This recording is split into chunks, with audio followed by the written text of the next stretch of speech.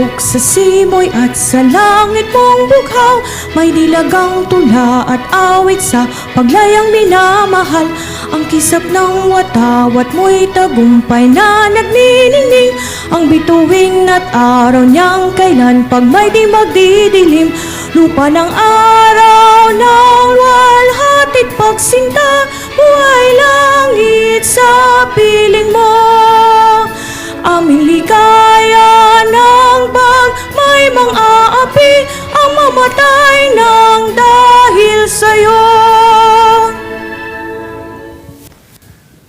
Thank you very much. That was Ms. Ina Moralejo from the UP Concert Chorus. Thank you very much, Ina. Magandang hapon po muli sa inyong lahat. I would like to start off by greeting everyone here in the auditorium. And we, aside from the persons who are present here, we also have participants coming in via Zoom. Good afternoon. Yep. Here we have the nasanay na kayo siguro sa ganito, no? So, okay. And aside from the Zoom group, we also have people who are watching via our live stream through the UP School of Economics official YouTube channel. Okay. Magandang hapon po sa ating lahat. I'm Monis Berta. I'm going to be the moderator for this particular event. And I'd like to start off by welcoming you to the second lecture of the PCED at 50 lecture series, 50 Years of Economic Policy Making. Oh my gosh, ang haba na pala ng panahon na yun. Okay, sige. This event is presented to you by the UP School of Economics, the Philippine Center for Economic Development, and a student partner, the UP Organization of Business Economics Majors, or UP-OBEM. Now, almost 5 decades ago, on May 13, 1974, the Philippine Center for Economic Development, or PCED, was created. And in pursuit of its mandate, PCED has supported the UP School of Economics in its efforts to provide quality economic education, training, and research that aid national economic policy making. Now, in celebration of PCED's illustrious history and achievements, this lecture series was crafted. The PCED at 50 lecture series will be run from May to November 2023 and will feature the talks of former heads of the National Economic and Development Authority, or NEDA, namely Dr. Gerardo Sicat, Professor Solita Monsod, Dr. Shelito Habito, Dr. Felipe Medalle, Dr. Dante Canlas, Dr. Arsenio Balicasan, and Dr. Ernesto Perna. Napakaraming mga doktor. Okay. Today, we are going to hold the second lecture of the series, and I'm so happy to have been invited to host this particular lecture kasi our speaker this afternoon, dati kong teacher sa economics. I'm not sure what it was, ma'am. 101 ba yun? Echo 11. I must have been a very uninspiring student because she has no memory of me being a student. No? But anyway, I made up for that in some other way. But to introduce our main speaker, may I please call on Dr. Edita Tan, Professor Emeritus of the UP School of Economics, to introduce her.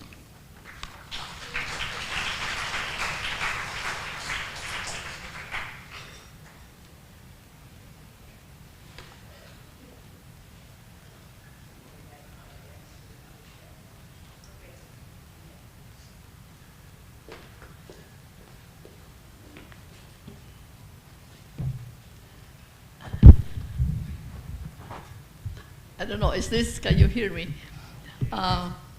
It's really nice to be back. You know, I've not been back on this stage for such a long time, and to see some of my students who have really accomplished so much, you know, in life. There's Pante, so I better stop and read my introduction, okay? Anyway.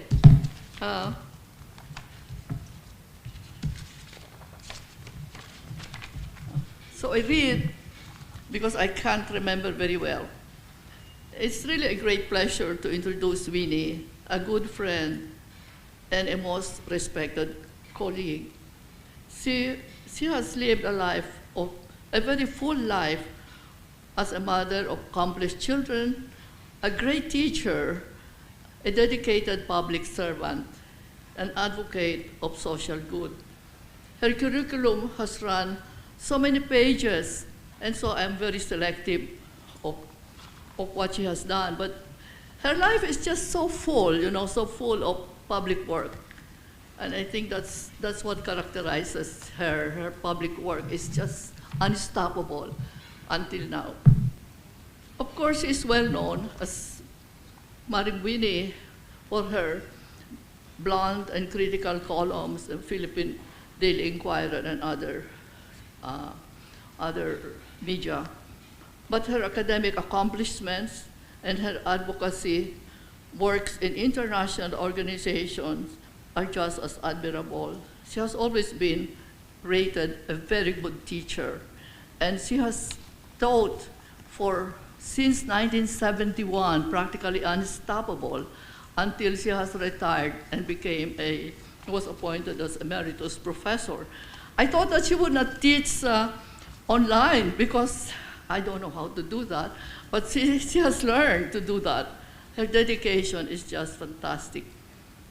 Doctorate degree in economics in this very famous University of Pennsylvania in 1971. She joined the school immediately and did her teaching full-time, practically all the time, until probably she was in NEDA. I don't think she ever stopped teaching. While in UP, she was appointed faculty regent in 1991-92. Of course, you know that she has been appointed by Cory to lead the cabinet for the first 3 years. Winnie was extremely active as a member of UN agencies and other international bodies. They number about 10, so I will not bore you with a list of them that include Advisory Committee for Development Program for Global Cooperation Network, Board of Trustees in International Food Research Institute, and UN Committee for Development Planning, but there were so many others. And I think to me, one of her most important accomplishment and contribution is as a convener and chair of the Work for Human Development Network in the Philippines. It has been producing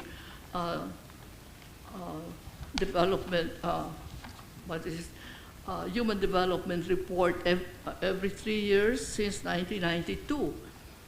She participated in international organizations, including being a member of Multi-Sector Governance Council, Armed Forces of the Philippines in 2014, and was a member of the National Advisory Board of the Philippine Army. To me, that was a surprising thing, that she was at all involved with military affairs. So I'm taking too much time, but what I would like to say is that she joined Cory's government at this very difficult, critical time when the country suffered a very deep recession of close to 15% in 2 years, with a debt moratorium on our foreign debts, and with the financial system in chaos. The DBP was the non-performing loans of DBP was 65%. PNB was something like 35 or 40%. The JSIS was also denuded of its finances. The country was really in such a difficult time, and she was the first NEDA director. And so I hope that she will explain to us some of the challenges. But one of the challenges that she fought for, but lost, was the selective payment of our national debt that includes the Bataan nuclear plant. She had a very difficult time with that. Anyway, that is Winnie for you. And if you want to have more of her more of her accomplishments. I think you can get it online from the school. It's about 3 pages long. Thank you very much.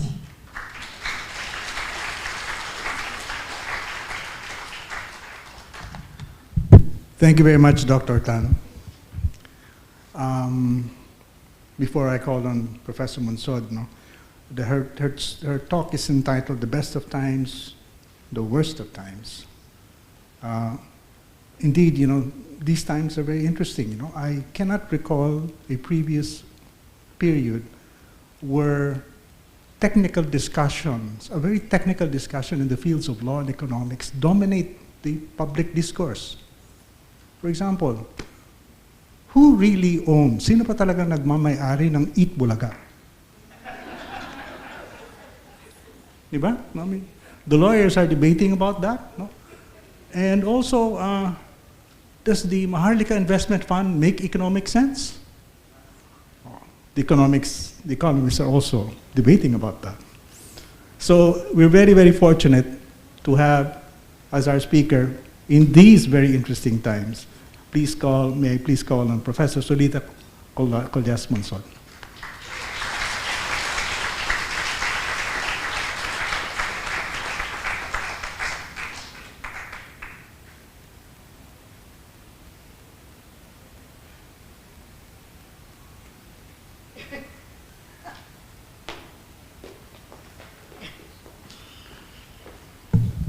Everyone is treating me as if I were a cripple. That's because of my old age. The best of times, the worst of times.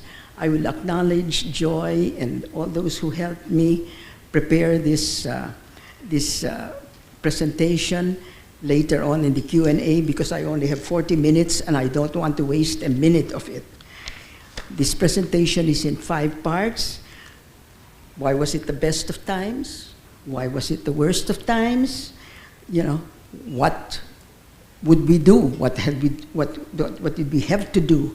And did we do it? And then I close. But in between that, there's very bloody things going on. Why was it the best of times? Kunaman. For the first time, this was 1986, for the first time in a very long time, we as a people felt empowered with a sense of gratitude, sense of goodwill, sense of loyalty towards each other, and everyone was willing to help. We had just gone through elections. We had toppled the dictator. My goodness, see those are the 30 computer operators walking out of the COMELEC because they said they could not stand what was going on. And meanwhile, there was NAMFREL talking about doing their own count. And of course, COMELEC count and NAMFREL count didn't agree with each other. But the COMELEC count won. And President Marcos was declared winners. But the people weren't going to stand for that. And President Cory wasn't going to stand for that. They had fought so hard and inspired, but what they had done, Cory Aquino refused to accept the results and called for a rally at the Uluneta. I have a very nice story about that rally. When she called for a rally, her advisor said, "Wag na sa Luneta, ma'am. Doon na lang tayo sa Makati. Baka masyadong, kakalug-kalug tayo sa Luneta." And sabi ni Cory, if we don't have the support of the people, I want to know now. And that's when you had over 1 million people in Luneta. Remember, there were about 22 million voters who voted. That's 1 million people. And after that, of course, came the EDSA revolution, and I have a picture of what was going on, and that was, I think, about February 23. But that was full, and I was there all the time. Well, when everything blew over, Cory's battle cry was people-powered government. Ultimately, because Marcos had fled from the ground, people just rushed together with a fantastic show of what do you call it, political will. From the ground up, we were, for instance, the NAMFREL volunteers formed citizen action organizations on the provincial, municipal, barangay levels. In the middle level, there was economists from UP, economists from Diliman, economists from international organizations, proving to us, I mean, the exception to the rule, because everybody says there's no such thing as a free lunch. Well, this was a free lunch for the government because those economists gave it pro bono. They did not charge. You have people like Drs. Romy Bautista, Butch Montes, Ernie Pernia were allowed by their organizations, they were in international organizations, to come back to the Philippines to help in the work. And in the middle level also, there were former members of Congress, future members of Congress, who wanted to come to the school to be taught, I mean, to be lectured on economics so that they would be intelligent consumers of economic information. And at the very top, you had Cory, President Cory, who told me that she had no political bills to pay and that she owed everything to the Filipino people, and so people-powered government was her battle cry. And that was, you know, here was the whole Filipino people showing political will in spades. So, we have the best of times. Why was it the worst of times? Well, Edita said it already. She said, my goodness, we were faced with a collapsed economy due to the, what you call this, due to the economic crisis. And when the Marcos regime was deposed, he left a legacy of devastation that cannot begin to be described by mere statistics. But after having said that, I will say that what the statistics are anyway. Per capita income levels had fallen to levels of 12 years before. 59% of Filipinos' families had income below the poverty levels. And that had been 49% in 1972, but by 1985, it was already 59%. Industry was operating at less than half of capacity. So aside from the unemployment, labor unemployment, there was capital unemployment. The financial system was in disarray, as Edita said, and on a social level, I got this from one of my speeches, 190 people were dying daily from simple childhood diseases, more than 100 of these succumbing to immunizable ailments. And looming over all of this was, of course, the foreign debt, which had ballooned from $2.7 billion in 1972 to $27 billion in 1985, an amount equivalent to 90% of GDP, and which required 61% of our merchandise exports just to service that debt. The debt was, of course, accumulated by the Marcos government and resulted more in personal gain for the dictator and his cronies than by an increase in the country's productive capacity. The PCGG at the time estimated $10 to $15 billion as the personal fortune of somebody who, while in office for 14 years, 14, 20, whatever, whose official salary averaged $10,000 a year. That's what you call making money hand over fist. On top of that, we had institutions which were seriously weakened. You had the legislature, the judiciary, etc. Human rights violations had to be corrected. The double insurgency had to be resolved. If we were to encapsulate that whole thing into one picture, here it is. In 1985, our per capita income in constant 2000 prices was 39,440 pesos, meron pang 76 centavos. You know, compare that. A little less than 1973. So we had lost these 12 years And that's what we had to get out of. What would we do? Well, given the challenges, the priorities were very clear, and to help us with our priorities, we had, of course, the white paper, the yellow paper, the green paper. These were all done by either UP or UP Los Baños, etc. All for free, huh? And what was the consensus? They said that to succeed in attaining recovery and sustainable growth, and therefore a greater capacity to pay our debt, we need both the structural reforms that would increase the country's efficiency and competitiveness, and a debt management strategy that made sure that enough resources were domestically available. Too much resources were being sent abroad to service the debt. So they suggested a growth before debt policy rather than a debt before growth policy.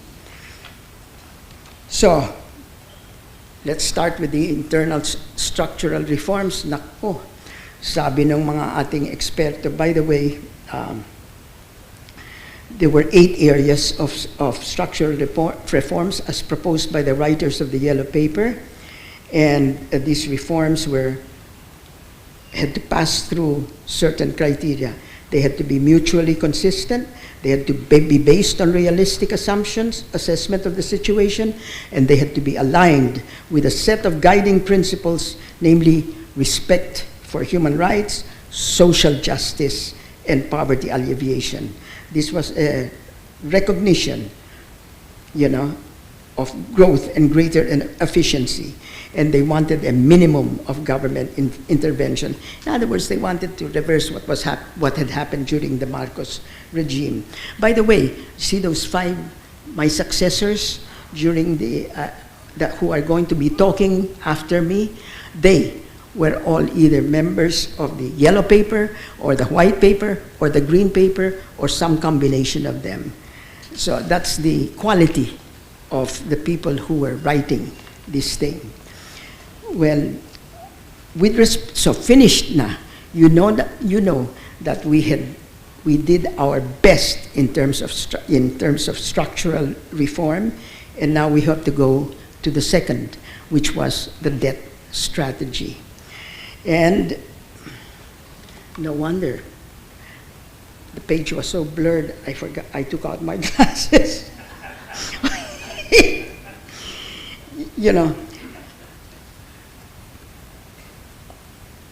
Here is the quote: the approach to managing,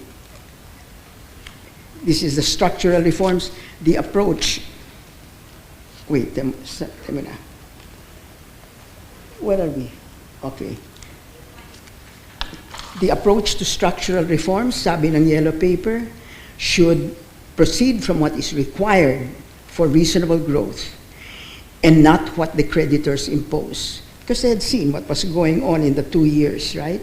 With a decline in real GNP of 10% and per capita GDP of 15%, it is time the government refused to subordinate growth to an overly burdensome debt service.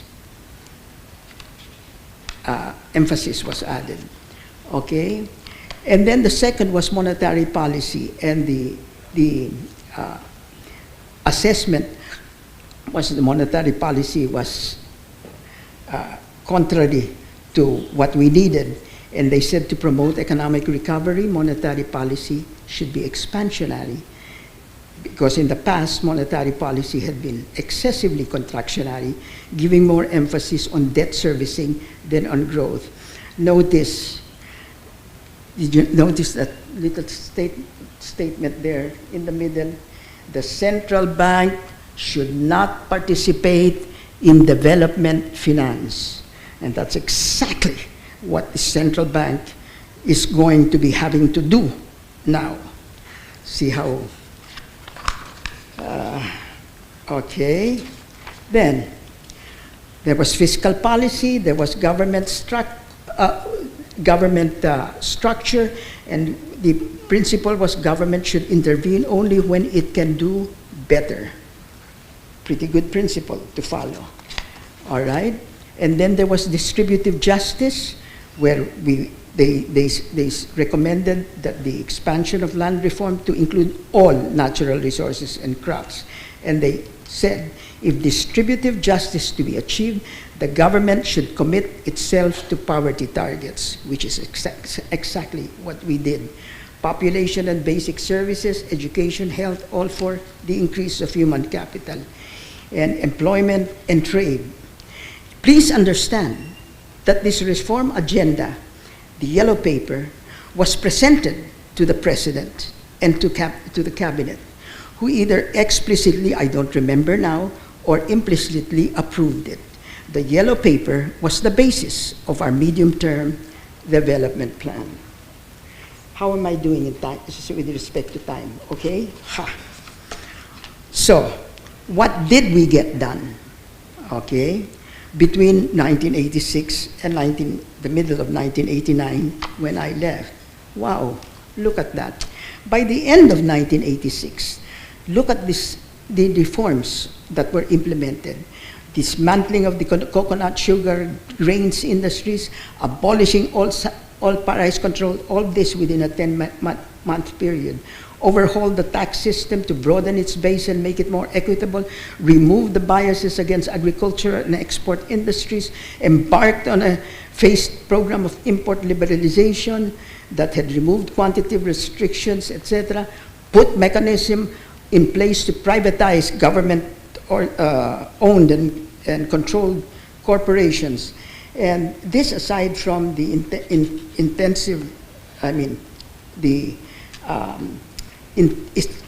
institutional reforms that we had to undertake with the military, with the judiciary, putting on a new constitution.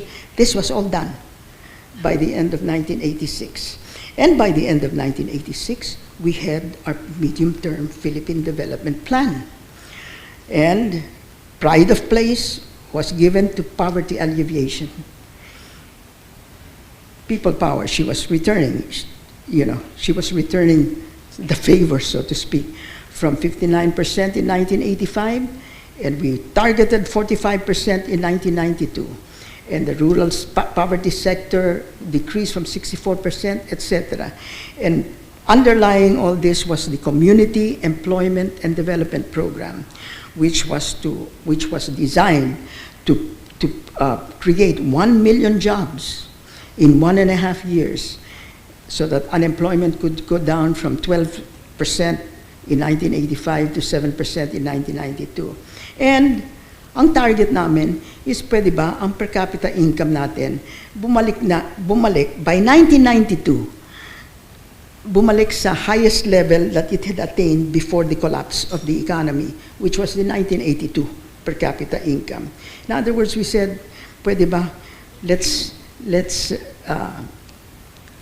limit our losses to 10 years of development. And was this, here is a graph that shows exactly what we wanted to do. Look at that.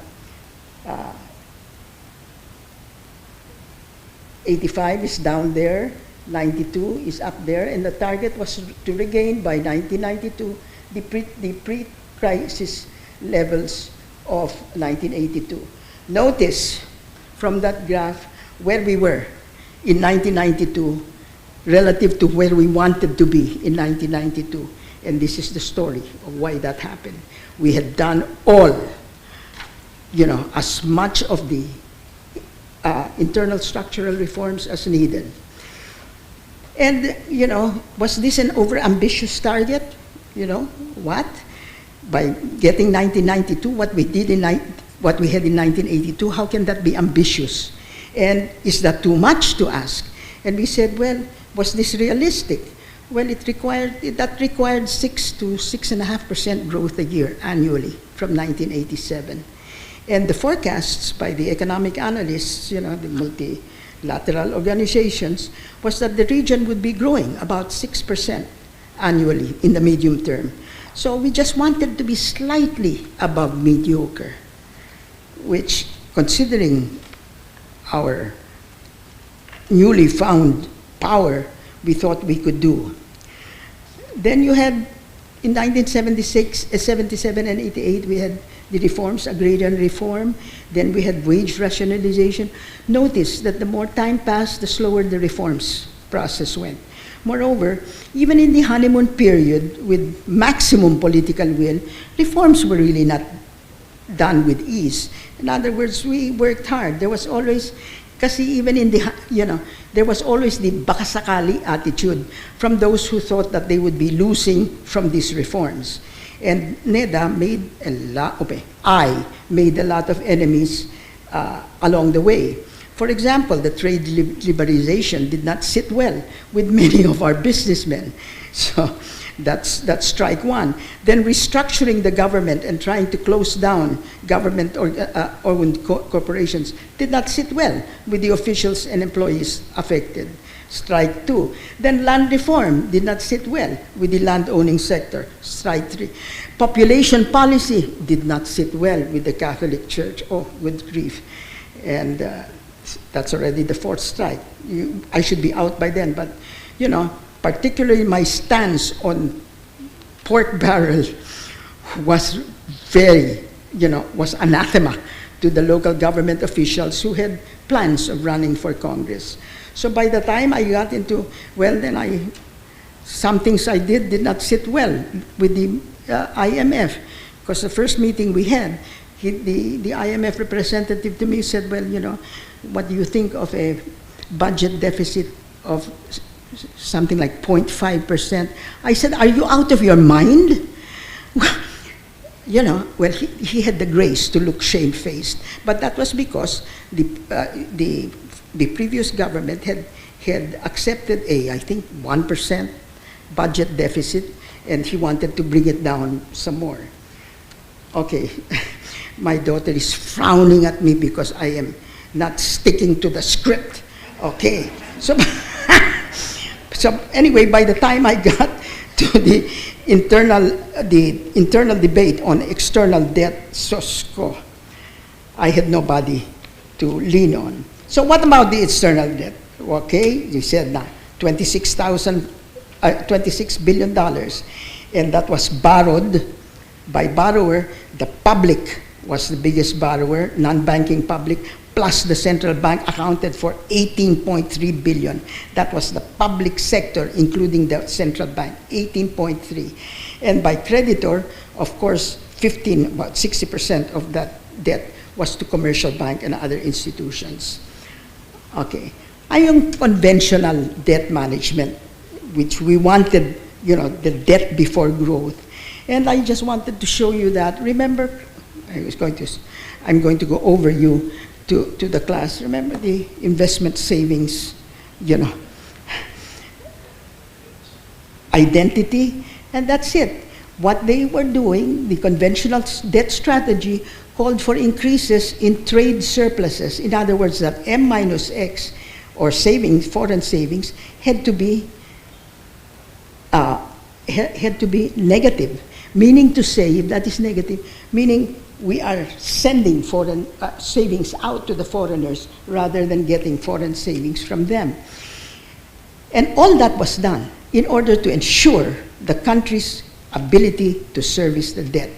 But when you reduce savings, of course, what you have to finance, how can you finance investment? And we know that investment is what is absolutely necessary. We had a econometric model. Okay, I can see Toby. sorry. All right. Anyway, that's what in effect, the IMF wanted to make M minus X negative, and in doing so, it reduced the foreign savings that comes to the country. In the case of the Philippines, that M minus X was achieved by decreasing X and by decreasing imports more. And that, of course, resulted in economic contraction. I think between 1982 and 1986, exports decreased by 17%, and imports decreased by 38%. Can you imagine what harm that was?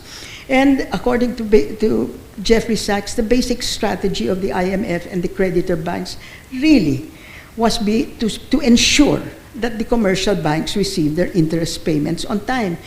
And this myopic adjustment process focused on servicing of the debt above and almost practically to the exclusion of all other macro objectives.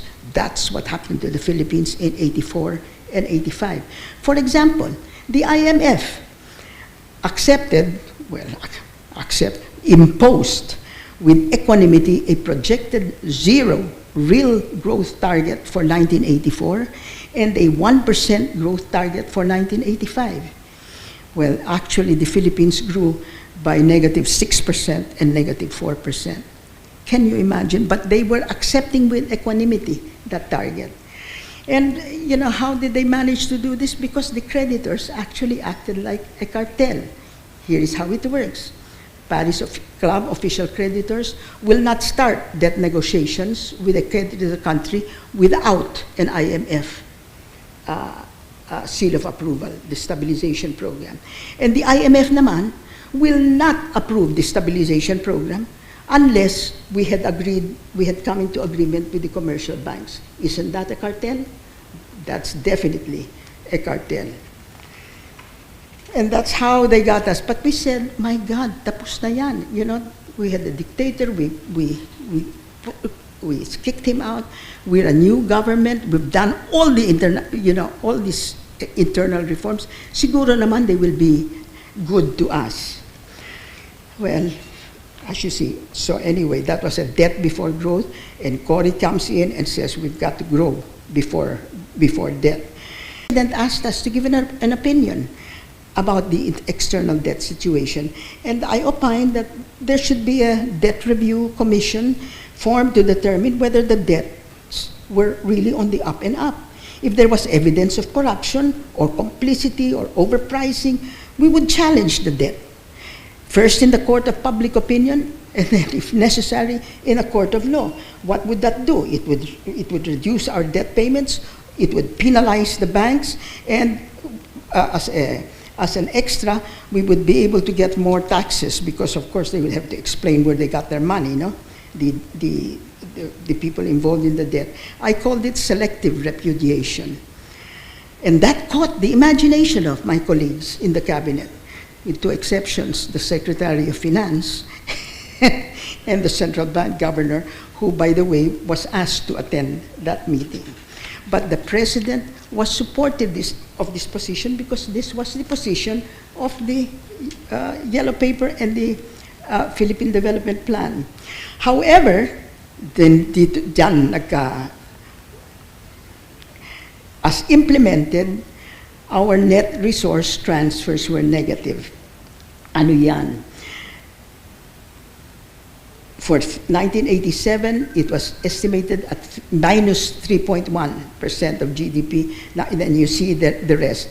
As this is a net position, a negative sign means that there is a loss of domestic resources, and therefore some part of the value of domestic production is unavailable for use as it has been sent abroad. And I give you the definition of a net transfer of resources.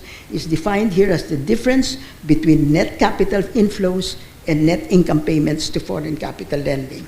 Okay, so when I found out about this, what did this translate to? Well, between 1986 and 1992, the Philippines was estimated to have to pay the creditors of $16.3 billion.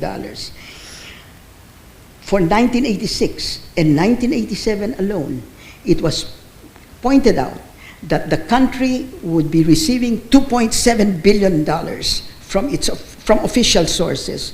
Palaki nun. And they said, you're not using it, and you're not implementing it, and you have little absorptive capacity. But no one was ever pointing out the fact that at the same time that they were giving us 2.7 billion, we were giving them 5.7 billion. So I thought, my God, this is great. I must say that when I pointed this out to in a monetary board meeting to underline how our debt management strategy was failing. It was failing because we were sending out 3 billion more than we were getting. You know, the central bank governor and the finance secretary asked, "What is that?" And I, not that it wasn't in our data, it was just that nobody was looking at it. But the point I was making, which they could not understand, was that this gives us tremendous negotiating leverage with our creditors. We were going to approach the negotiating table with like a bazooka, and they had a bow and arrow. Why? Because think of it. Creditors were making big noises about what they were lending or giving us in aid, 2.7 billion. But we were paying them 5.7 billion. So if we did not pay them 5.7 and they were angry at us and then would not lend us 2.7 billion, who would be ahead? We would be ahead by 3 billion. That was my point to them. And not even Rudiger Dornbusch could convince them of the point I was making. So the president's, during the president's official visit to the United States in 1986, we were invited by Harvard University for lunch.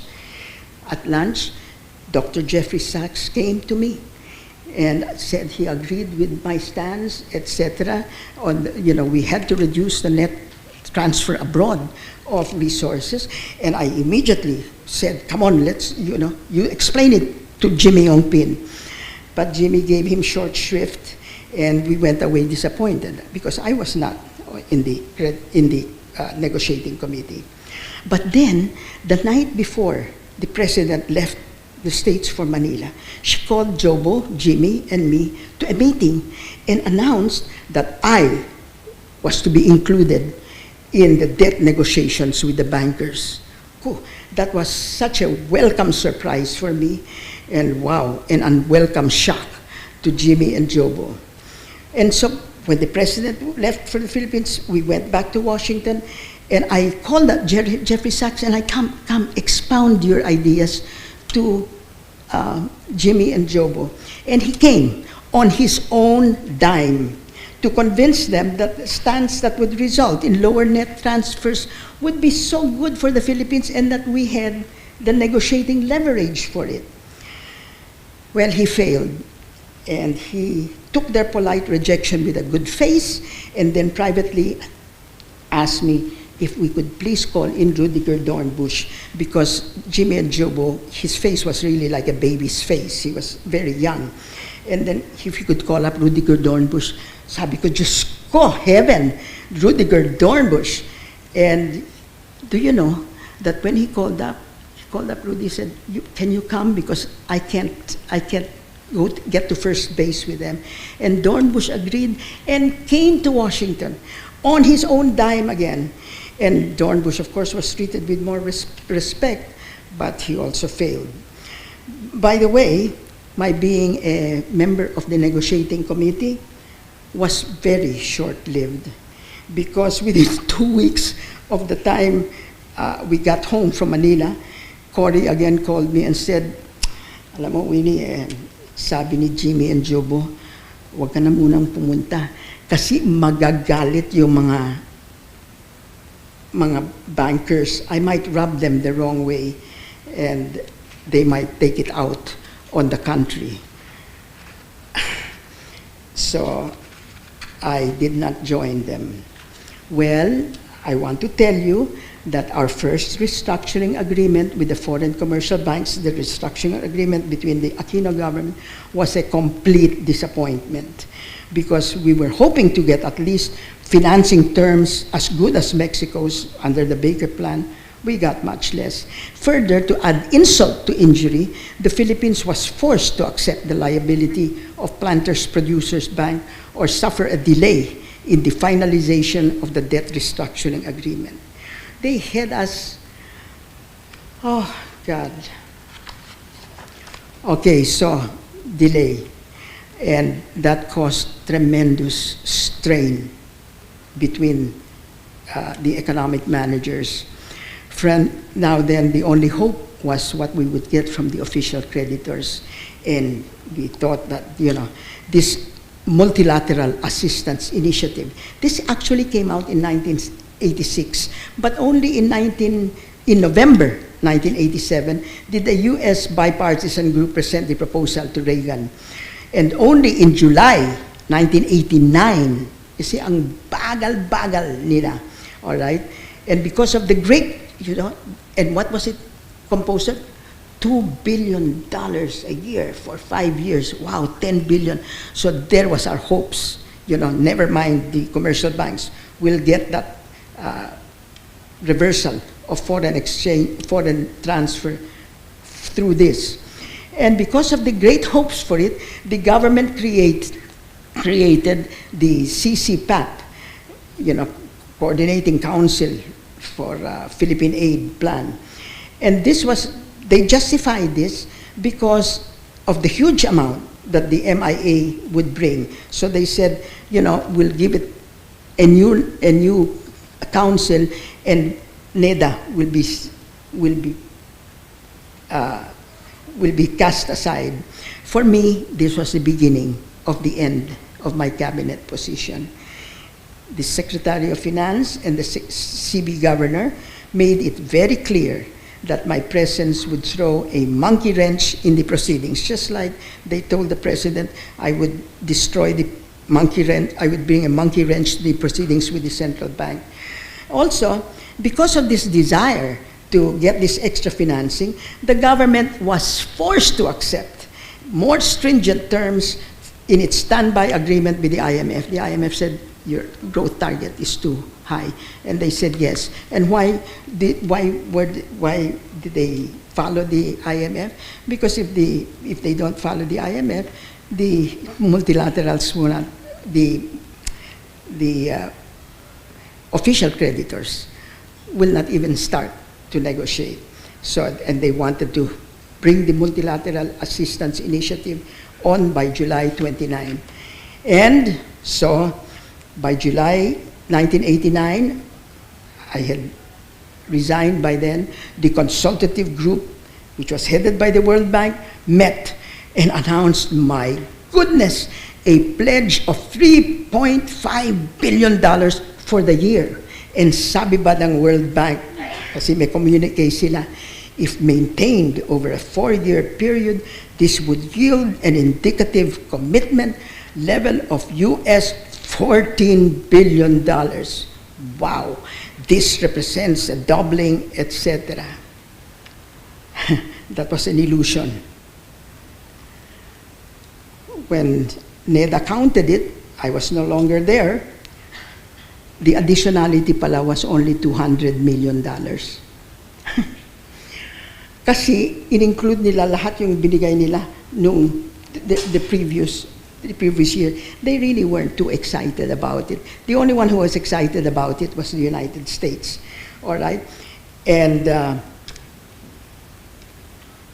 by another definition, you could say that it was actually $500 million. Anyway, that $200 million turned out to be $160 million because that was what was appropriated by the US Congress. So here we are, debt with the private commercial banks failed, the multilateral assistance initiative failed, ano pa, our negative net resource transfer problem remained. And so, and finally, the Brady Plan, which was introduced in 1989, had the debt relief features, but the Philippines got it only on January 1992, 6 months before President Aquino's term ended. And now the 1980s debt crisis and the way it was handled has been invoked as a cautionary tale about the adverse economic consequences of delaying external debt reduction. And so naturally, that's what happened.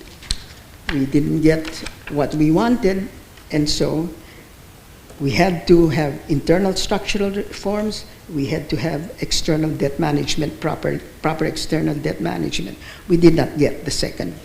And so that's what happened to us. And what's the scorecard? Well, for heaven's sake, I mean, I can stand by the trade, fiscal policy, government structure, distributive justice, etc. Those reforms we did. What failed was the external debt and the monetary, because the central bank kept on squeezing us and squeezing us and squeezing us, contractionary monetary policy. I honestly think that the Philippines made a lot of progress in the internal reforms, but I will admit that it became more difficult the further away we went from EDSA 1986. The main failures were the reforms needed in external debt and debt management. Surely, the fact that the country was suffering from a hemorrhage of foreign exchange because of the country's desire to satisfy creditors first while subordinating the economic welfare of its citizens was contributory not only to the eventual failure to meet our target of achieving by 1992 the per capita income levels of 1982, but also our failure to meet that target until 2003. We lost more than 2 decades, as the next slide shows. When did we get it back? We thought we would get it in 1992. We did not. And I explained why we did not. We got it in 2003. We lost more than 2 decades. Latin America lost them a decade. And that is my sad story. There are points to ponder. I give you points to ponder, etc., but that's enough, I think. We have to just be grateful that nowadays we have a central bank governor who is an economist. What a difference that makes. And if I want to have points to ponder, I would really like to ask, is the medium-term Philippine Development Plan or the Philippine Development Plan as practiced now, is it really worth it or not? We believed in our Philippine Development Plan and we tried to do everything to achieve it. We could not, and the policies, I have drawn for you the policies that led to its non-achievement and the policies that led to its achievement, success and failure. Thank you very much. How many minutes? How many minutes? 40 minutes more? 40. Thank God. I was afraid I would lead you to 1.5 hours of talk.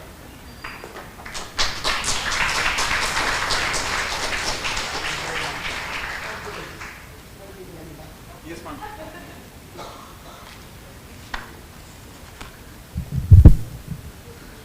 Thank you very much again, Professor Monsod.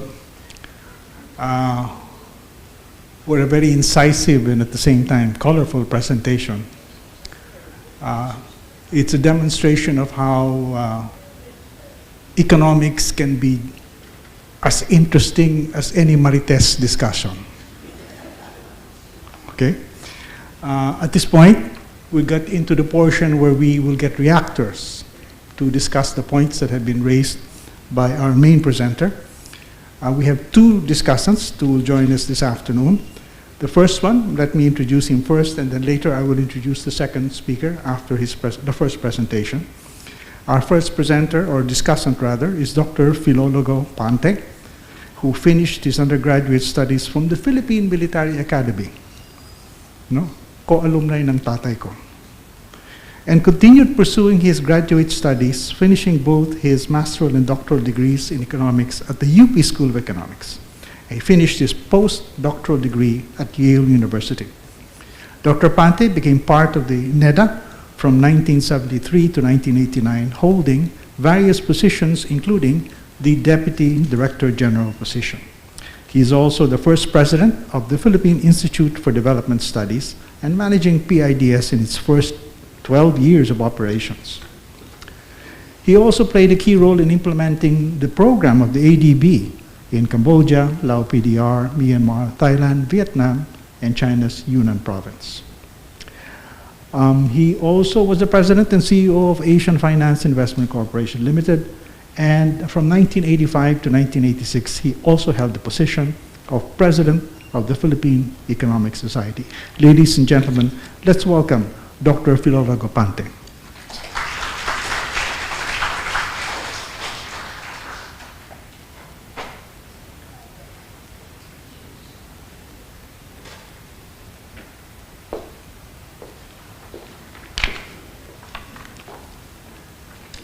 Thank you, Mon.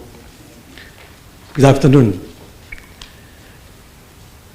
Please allow me first to congratulate PCED on the 50th anniversary of its founding, and also to congratulate the UP School of Economics faculty and staff for having kept PCED alive and kicking during all those years.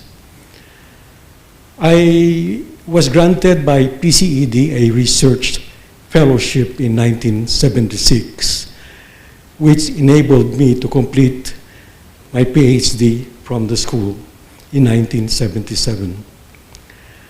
I am grateful to PCED, in particular to the late Dean Jose Pepe Encarnacion and Dr. Gerardo Sicat, the founding fathers of PCED, for making that possible.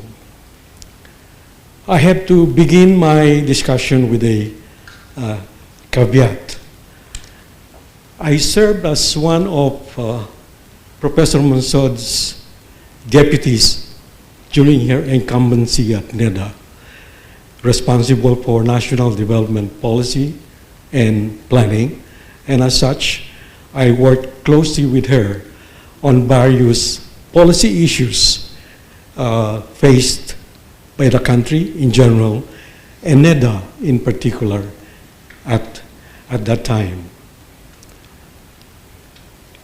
In this capacity, I supported and shared her stand on those issues. My comments and observations will therefore have to be viewed in this context. I like Professor Monsod's choice of the title for her talk. The best of times, the worst of times. It reflects the contradictions that we experienced during that time. Professor Monsod covered a lot of ground. I will not go into all of them, and rather, in the interest of time, focused on the debt, external debt management issue. As Professor Monsod relates in her presentation, severe economic problems lurked behind the euphoria, the goodwill, and accolade that the new regime generated. This included a foreign debt, very large foreign debt, amounting to 90%, mind-boggling, 90% of GNP, that required 61%, mind-boggling, of merchandise exports for debt servicing, and a per capita income in 1985 that had plummeted to its level in 1973, a setback that ate up 12 years of gains.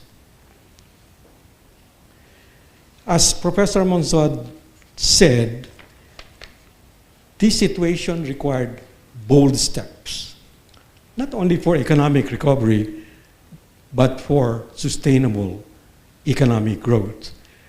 And to achieve this, it would be necessary to A, undertake structural reforms to enhance efficiency and competitiveness, and B, pursue an external debt management strategy that allows the country to gradually grow out of debt. In other words, a growth before debt strategy. In his paper, Political Economy of Economic Reforms, Dr. Gerardo Sicat stated that, and I quote, "An important aspect of economic reform is defining exactly what the reform issue is," unquote. He emphasized the importance of economic analysis as part of the process of economic reform. In this regard, Professor Monsod is right on in highlighting the findings and recommendations of the UPSC white paper, an analysis of the Philippine economic crisis, which came out in 1984, and the PIDS yellow report or paper that came out in 1986. These studies provided a solid foundation on which economic reforms were pursued under the new dispensation. As Professor Monsod pointed out, they became a basis for preparing the medium-term Philippine Development Plan 1987-1992, which for the first time included targets in poverty reduction. A key objective of the Philippine Development Plan was to reach, by 1992, as Professor Monsod shown on the graph, a per capita income level equivalent to that of the pre-crisis level of 1982. This objective was not realized, and the 1982 per capita income level would only be regained in 2003, 11 years longer than what we had in the development plan. Why was that so? Professor Monsod refers to the failure in the country's debt management strategy. There were, of course, other factors in operation at the time, the coup attempts, the natural disasters, but I concur with the view that the main reason for this development was the inability to stop or slow the hemorrhage, the negative transfer of resources, which Professor Monsod mentioned as reaching up to 3%, more than that, of GDP in those years. I wanted to give an analogy, but that may take more time. But very quickly, consider a patient who needs a blood transfusion of 100 cc. He gets 100 cc, but 200 cc is thrown out from him. So he loses 100 cc. Will he recover? Of course not. He will probably get more sick, or his recovery will be longer, or even die. Anyway, instead of a growth before debt strategy articulated early in the new government, a debt before growth strategy was de facto pursued. Professor Monsod talked about various aspects of the US-led Multilateral Assistance Initiative, MAI, originally called Mini Marshall Plan, an exaggeration, a gross exaggeration, and called by the Philippine government the Philippine Assistance Program, or the famous PAP. There was much debate about PAP's additionality, which Professor Monsod also referred to, including at the Philippine Senate, where I was called to defend the figures of NEDA. it may appear that this was just a numbers game or an academic exercise, but that was not so for the following reasons. First, the MAI was conceived as an incremental program. The government itself took the position that the MAI should be additional. Thus, its success had to be judged by how much resources it was able to mobilize over and above what had been previously pledged. Second, and more important, it was quite critical to assess additionality of the MIA to be able to weigh its benefits as against its costs, which included the country's loss of flexibility in its economic recovery program because of the stringent conditions, the very tight conditions attached to the Memorandum of Economic Policy under the IMF's Extended Fund Facility. In any case, as a former colleague at NEDA, Carol Gina, concluded in her 1991 paper, Perspectives on Donor Behavior under the Multilateral Aid Initiative, A Philippine View, the targeted level of 1 billion in additional ODA for the first year of the MAI was not met.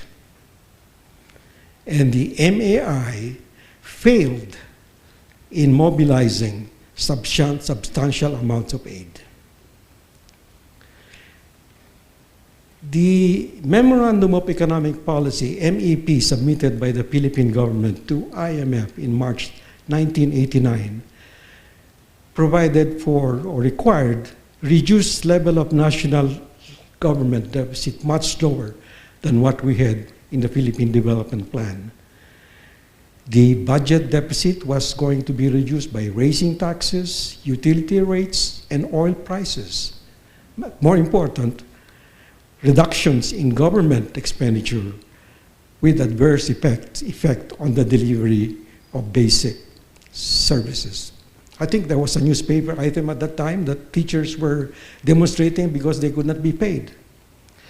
Tighter monetary policy was to be adopted to offset the inflationary impact of increases in utility rates and oil prices. But the problem was this tightening would hinder the achievement of growth and employment targets we have in the development plan. And the burden of adjustment would have to be borne fully by the Filipino people. NEDA was a member of the Philippine team in the negotiations with the IMF on the Memorandum of Economic Policy. I remember representing NEDA in those meetings together with the late Dr. Poncintal, who was Assistant Director General at that time. I don't remember if Willie Nuki was there, but he might have been there.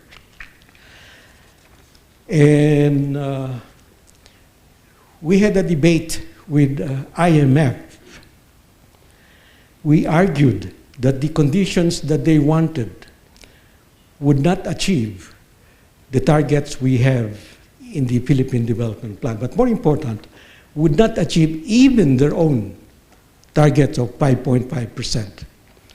We had a NEDA PIDS econometric model on our side. It was very a solid model for projecting macroeconomic variables. And IMF had their standard model, which Joseph Stiglitz characterized as a one-size-fits-all approach.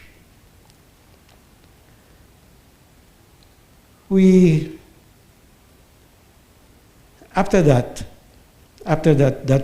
meeting, in subsequent meetings, Unfortunately, we were relegated to being observers and effectively sidelined. In any event, and this is maybe the good news, NEDA and Professor Monsod have been vindicated by IMF's own admission. IMF's report on evaluation of the prolonged use of IMF resources in 2002 had this to say, and I quote, "One important development that prolonged the length of the Philippine adjustment was the failure of the 1989 EFF or MEP to achieve its objectives. Rather than going through a consolidation phase with rapid growth, the economy slipped back into significant vulnerability. Growth declined, inflation accelerated, and both the fiscal and current account deficits widened sharply." Unquote. The report identified program design issues as a major reason for the failure of the 1989 EFF. In particular, and I quote again, "One, a structural reform agenda that proved to be over-ambitious and insufficiently prioritized. And two, an over-optimistic projection of the speed of recovery in private investment, reflecting an apparent underestimation of the adverse impact of the debt overhang on investment." I repeat, reflecting an apparent underestimation of the adverse impact of the debt overhang on investment. Unquote. I would like to end by recalling that at NEDA, I served under 5 secretaries of socioeconomic planning from 1973 to 1989. Dr. Gerardo Sicat, Mr. Cesar Virata, Dr. Placido Mapa Jr., Dr. Vicente Valdepeñas, and Professor Winnie Monsod. In many ways, my last years at NEDA with Professor Monsod were unique. They were indeed the best of times, the worst of times. Thank you.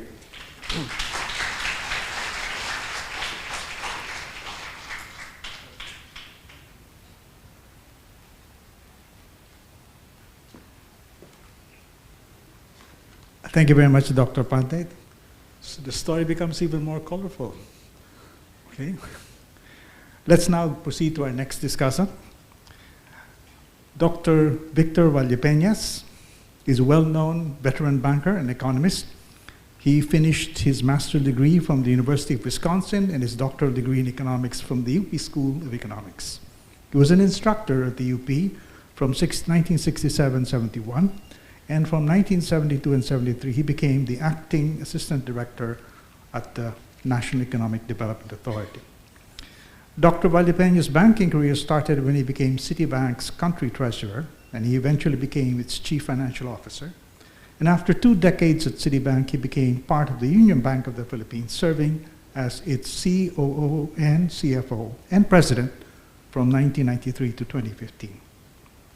Dr. Valdepeñas initiated the establishment of the Center for Financial and Monetary Economics in the University of the Philippines School of Economics through a financial grant from Union Bank. Can I call now, please, Dr. Victor Valdepeñas to deliver his remarks.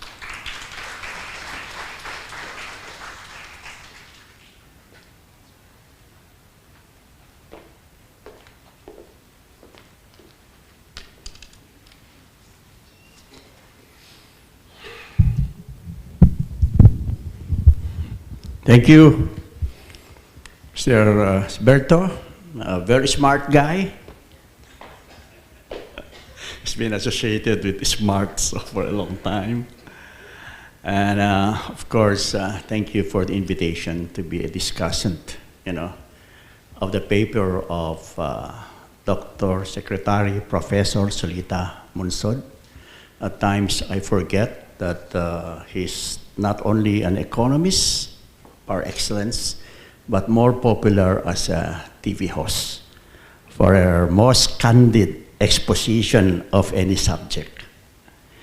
Thank you. I would like to, of course, acknowledge the presence of the speaker, Dr. Filologo Pante. I used to be under him in my short stint in NEDA. He was actually the #1 workhorse of Dr. Jerry Sikat. And we used to have a gathering at NEDA. They call it the reunion of the UP School of Economics, because 90% of those that were asked to join Dr. Sikat were all from the School of Economics. And at that time, I was doing my PhD, just completed my comprehensive exam, and Dr. Sikat told me, please join me at NEDA because I need some people. So I had that pleasure of being under, Dr. Pante. And right before me is my favorite thesis advisor, Dr. Edita Tan. So it's been quite some time. It took so long. He forgot my name, of course. Not that he is forgetful. And that reminds me of the anecdote. There are 3 signs, as they say, of knowing that you are already old. Number 1 is forgetfulness. The second 2 points, I really forgot.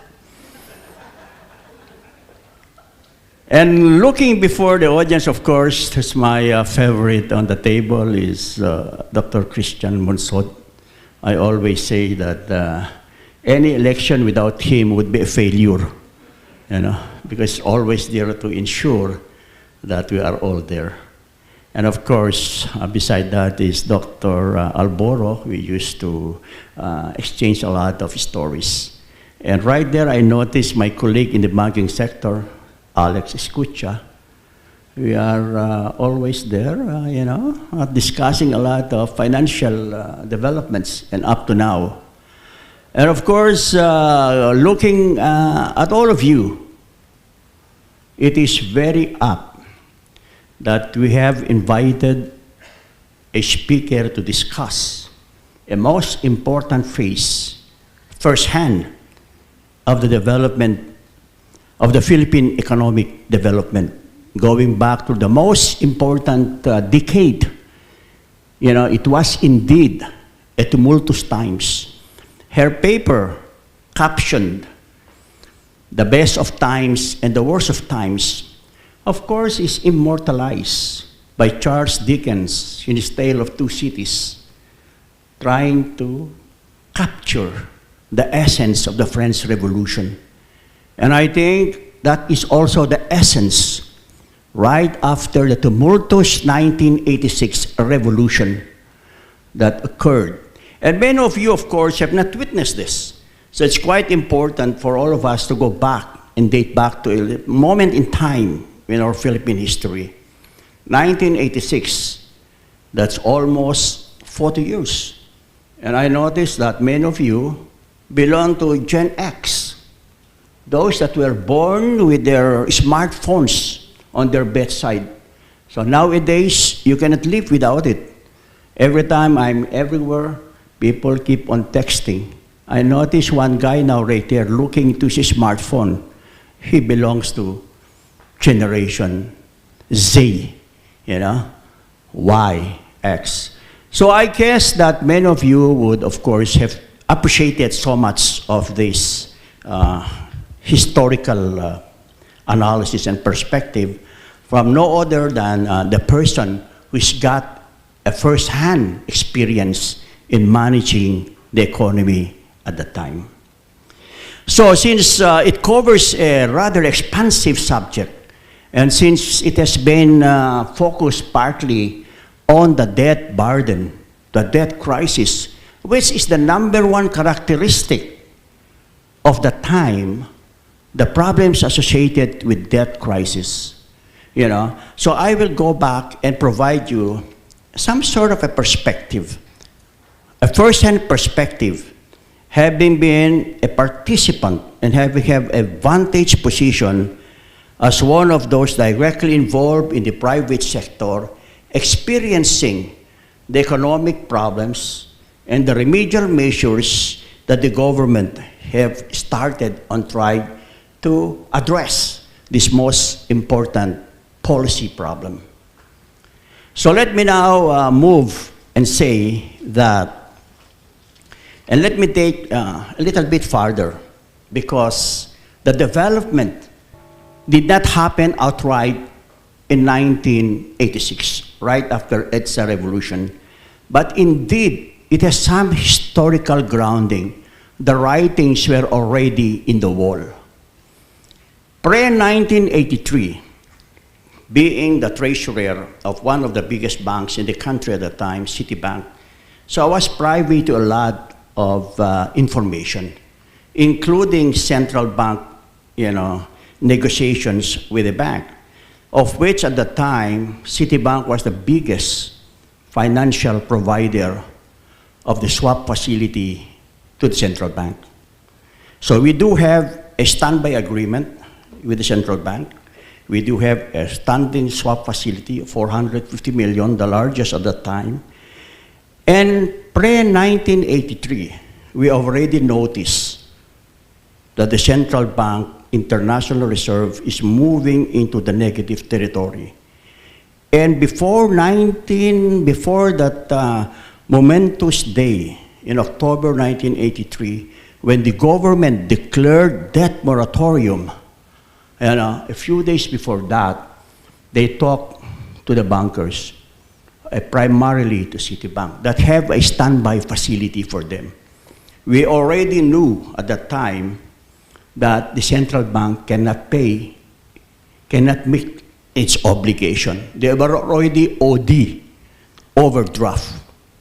The first OD, it was back up. At that time, there was a negotiation also with respect to the so-called standby credit lines that was being negotiated. And I recall then that the negotiation that the bankers were asking for an increase in the standby fee, but it didn't work out. So that standby line, therefore, was not operative at that time. And a few days after that, the central bank, with no choice, their checks would be bouncing or are about bouncing, they have to declare a debt moratorium. And that started a series of events that will cripple eventually and put it to stand still the Philippine economy. First and foremost, when the moratorium was declared, automatically, no private financial inflow would occur or be given to the Philippines. That is the standard reaction of the entire financial private sector. So from there on, for 10 years, the Philippines, as far as the private financial sector is concerned, was involved in trying to get back what is owed to them and how to restructure it. And the engine of growth, therefore, was taken away from the private sector by definition. So the engine of growth and the remedial measures to be taken are now purely on the shoulders of the government. As Professor Monsod have indicated, most of their time during this 10-year period, before the Philippine economy re-entered the voluntary financial market in 1992, after the Brady Plan was done, because that was the linchpins of its reintroduction to the word voluntary capital markets, the private capital, to ensure that there is a mechanism to be able to pay back all of these outstanding huge debt. Now, referring to Professor's statement with respect to the negotiation of the debt market, I understand that quite clearly because there is a rule. Official development assistance cannot be restructured. And therefore, all of them don't want to structure it. It's only the commercial sector that was being restructured. I don't know why this is the case. So if you know, ODA's debt to the multilateral institutions, they continue. Although, of course, the interest rates are quite low. But as far as the private sector is concerned, all that are being restructured. And the private sector at that time, there is a new challenge for them, how to innovate, how to solve the problem of unblocking frozen assets. So we got into a debt, we have this swap paper, so to speak, where the value of Philippine foreign debt was marked down from 100% earlier, assuming that it would be paid. And once the moratorium was declared, it dropped to 25% to 30% of the value. At times, we were negotiating in terms of what we term as a parallel swap, where the financial flows doesn't happen already cross-border. Country to country, institutions are doing parallel financing and all sorts of things. And I recall some of them were willing to go down as early as 10% because the mathematics is very clear. If I only get paid 25 years down the line at 1 or 2%, I would rather get a 25% now and put it back into the market at 6%. So as clearly as that. So definitely all these papers, were already off, and some of them were quite written off, practically.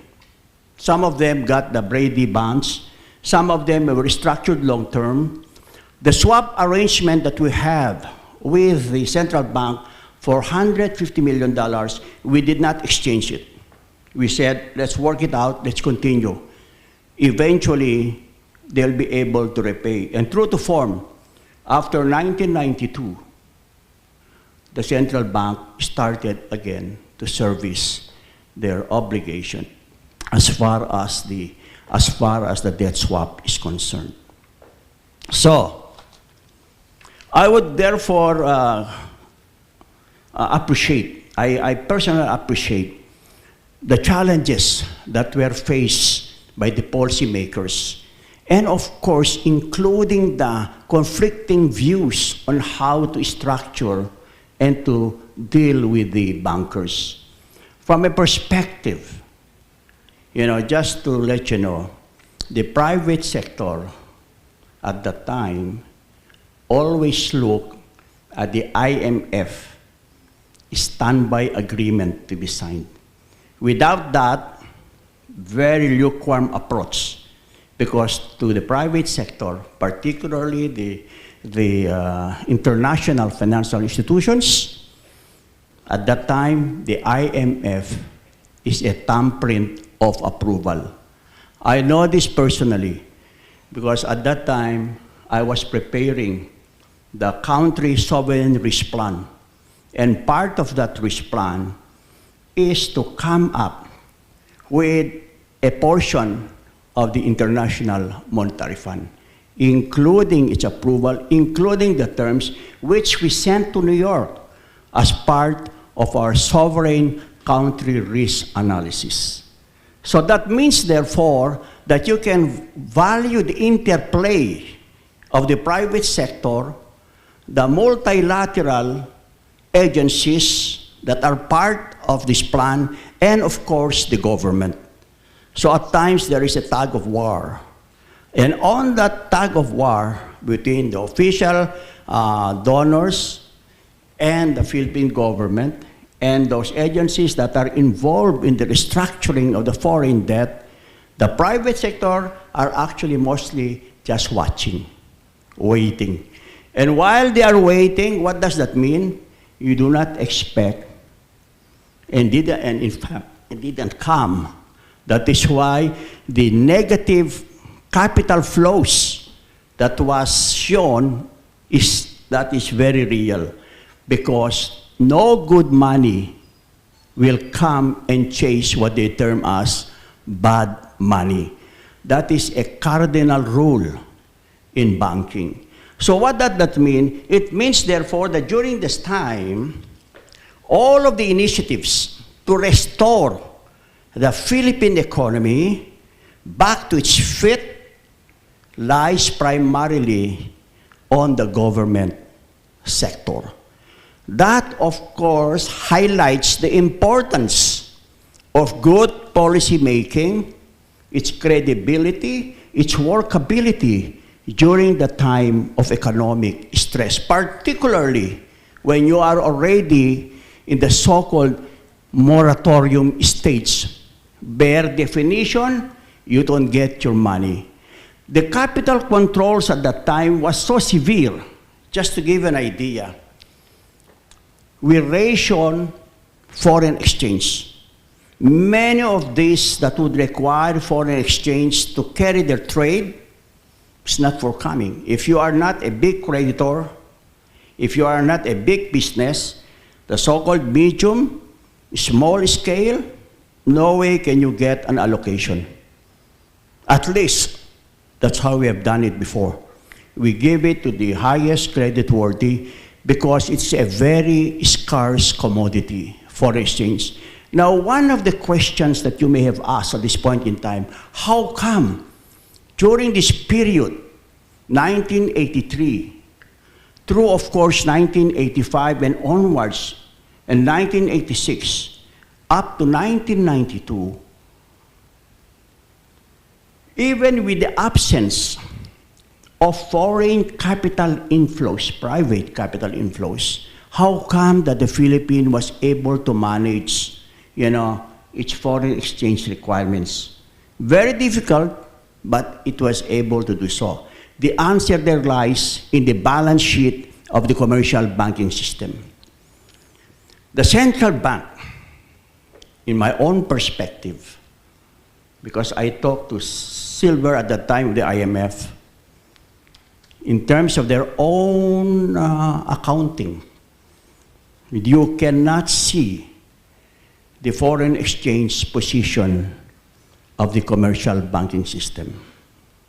In other words, there is a difference in terms of the accounting book of the private financial sector and that of the central bank. The position of the financial sector is lodged under what they term as contingent accounts. It is not in the real account. So what does that mean?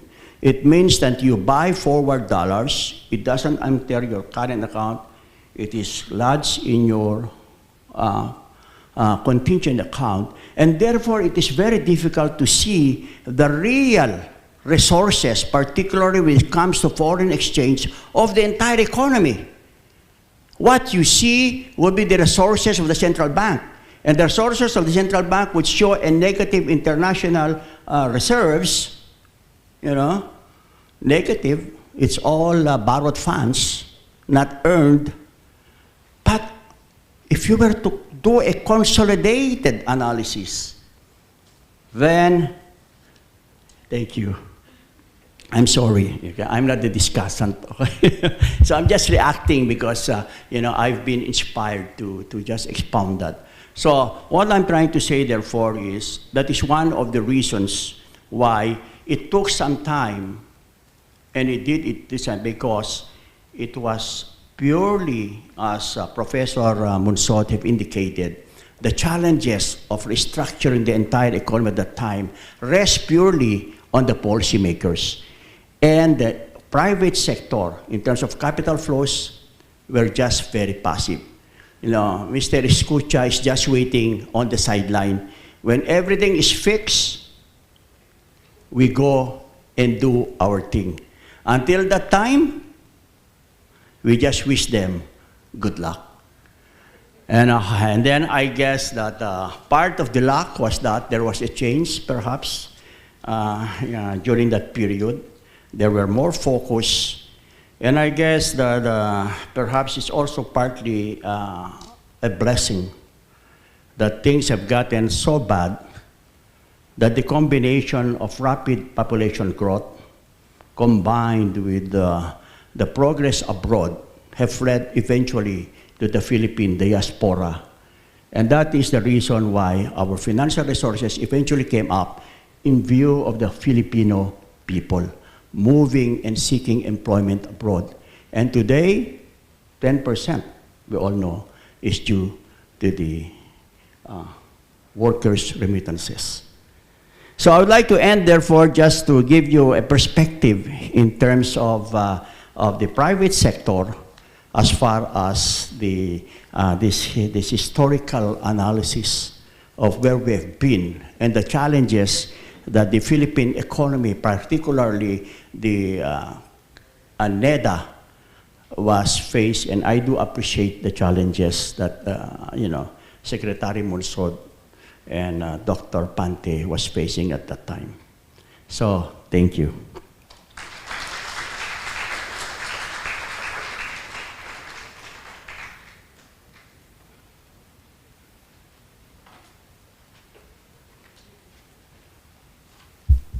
Maraming salamat, Dr. Pante and Dr. Valdepeñas. And now we get to the action part of this program. This time, it's your turn. I mean, I'm talking about the audience here, present here at the hall, as well as those who have joined us online, either through the various fora online. So both of you, both of the groups will have an opportunity to participate. But before that, can I call, please, Professor Monsod, Dr. Pante, and Dr. Valdepeñas to please join us on stage. For the on-site participants,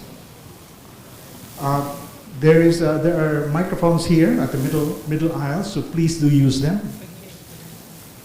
At sana pa kayo, take advantage of the opportunity to ask the questions that you've always wanted to ask. For our online Zoom participants, kindly send your questions to the account name, quote, UPSE Zoom Facilitator. Then our staff here will consolidate the questions, and I will read out the questions and comments during the open forum.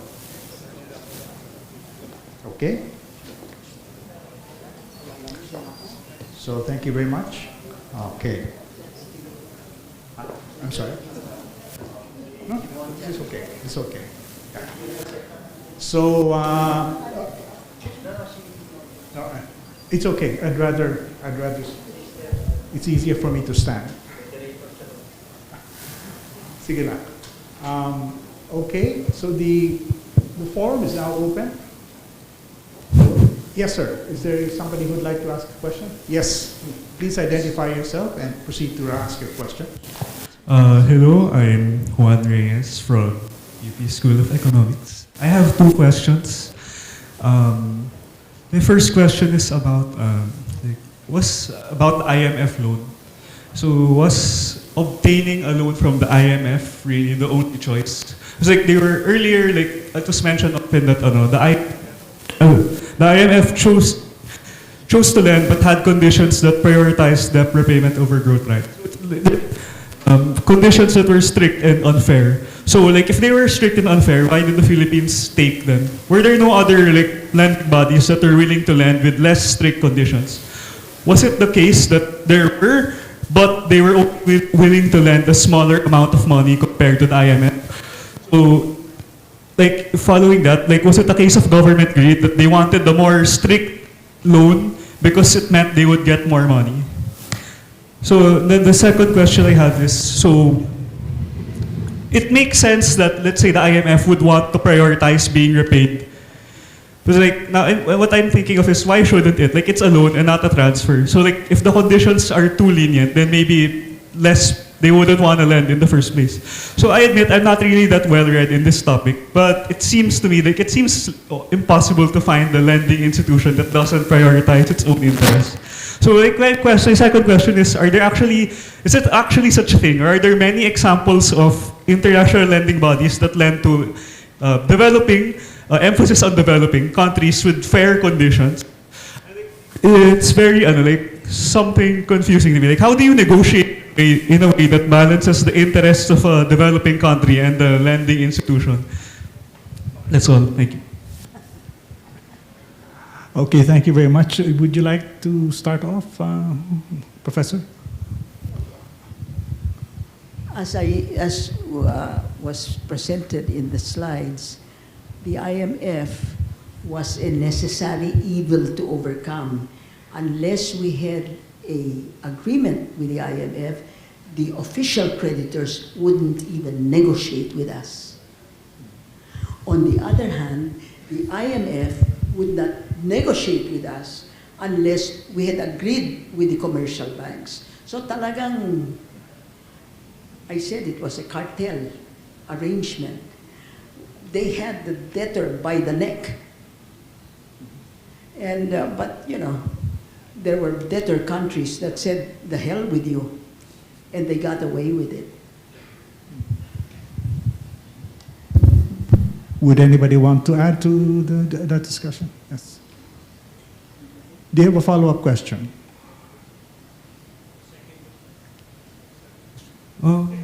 Okay, like my second question was, like, are there other examples of like lending bodies where the conditions were fair? So related to the cartel, was there ever a time where there wasn't a cartel? If you were not in debt moratorium, you had no problem. The problem is we got into a debt crisis, and so we had to go through this whole thing. You must understand that before the IMF and the World Bank were entities, countries went into sovereign default, etc. They had no problem because they were negotiating with their creditors one-on-one. And the countries always had the upper hand. The moment the IMF and the World Bank came in, nagkaroon ng, they became, as Jeffrey Sachs called it, parang the serving maids of the official creditors and the commercial banks. But on the other hand, they also had tremendous, tremendous leverage, because without them, you could not even go to any official creditor, and you could not, and without them, you could not negotiate with the commercial banks. Okay. Okay, thank you. Okay, thank you. Thank you very much. Next question, please.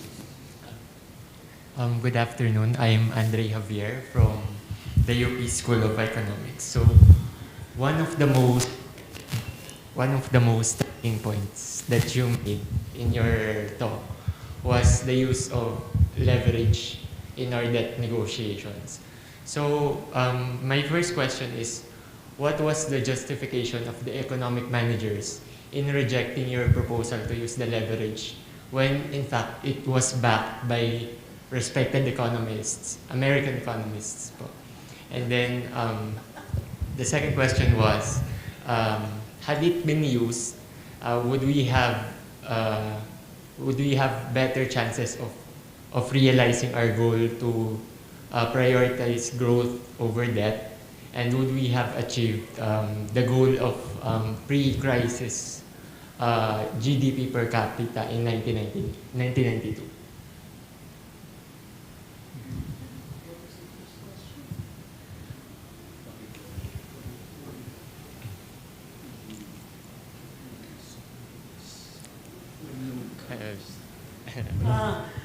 with the support of the well-known economists. Very, very simple. They didn't know the economists. They didn't know anything about them. And, well, I'll cite you, huh? I mean, they didn't know anything about economics. That's why I said it's so important. It's so important. No, I really mean it. You know, I was asked by one of my colleagues in cabinet, Winnie, ano ba yung C plus I plus G plus X minus M? You know, I feel like, what am I going to do? What am I going to say? Bumalik ka sa UP or something like that, no? But it was really a situation where they just did not understand when they saw that identity. I is equal to savings, foreign savings plus gross domestic savings.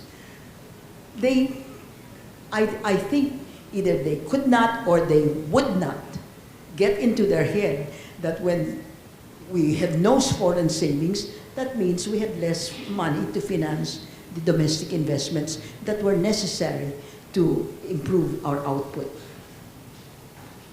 It was as I said, it was either a contrived or a real lack of comprehension. Yung second part po is, had the leverage been used in the negotiations, Wow. how impactful would it be in our external debt management? Well, look at what happened to Costa Rica and Bolivia. You know, they actually managed to get get credit from the official creditors without going through an IMF. In other words, it was a question of, we're going to do it because we have to do it. We're going to do it because Filipinos are suffering.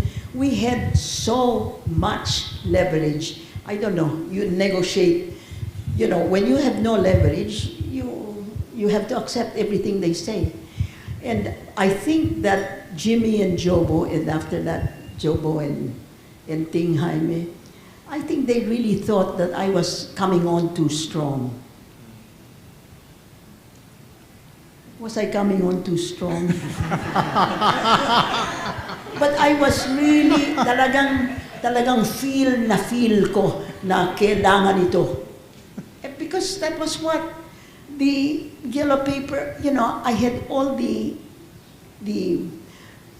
academic and the experiential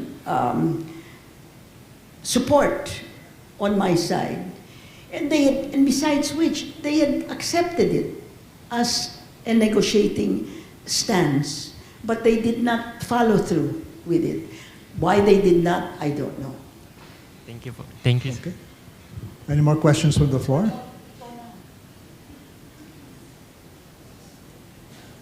Hello.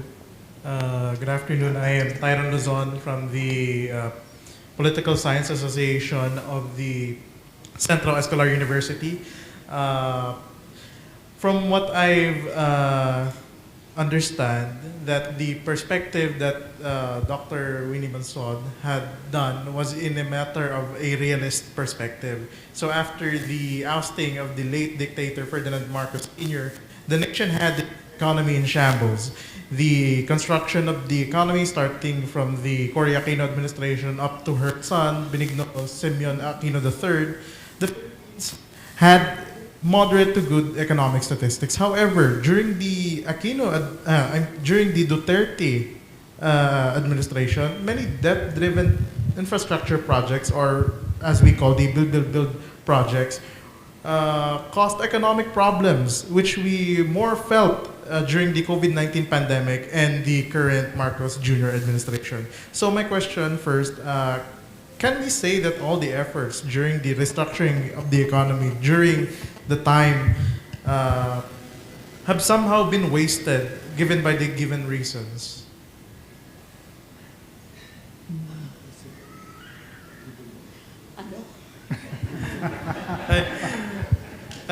So to summarize the question po, sa lahat po na naging efforts during the administration of Cory Aquino up until to her son, Noynoy, nasayang po ba lahat ng naging efforts? Lalo na to po bilang parte ng masa, ramdam na ramdam namin yung issue ng ekonomiya.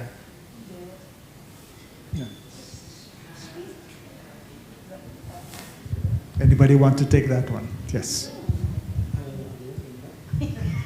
The question, ang question, nawala o nasayang ba yung efforts? Parang yung naging ongoing efforts in stabilizing the economy, then pagdating ngayon sa during the COVID-19 pandemic and the ongoing Marcos Jr. administration, parang mas lalo namin nararamdaman na napakahirap pa dito sa Pilipinas manirahan, lalo't yung bilihin, gastusin, mas lalo pang tumataas.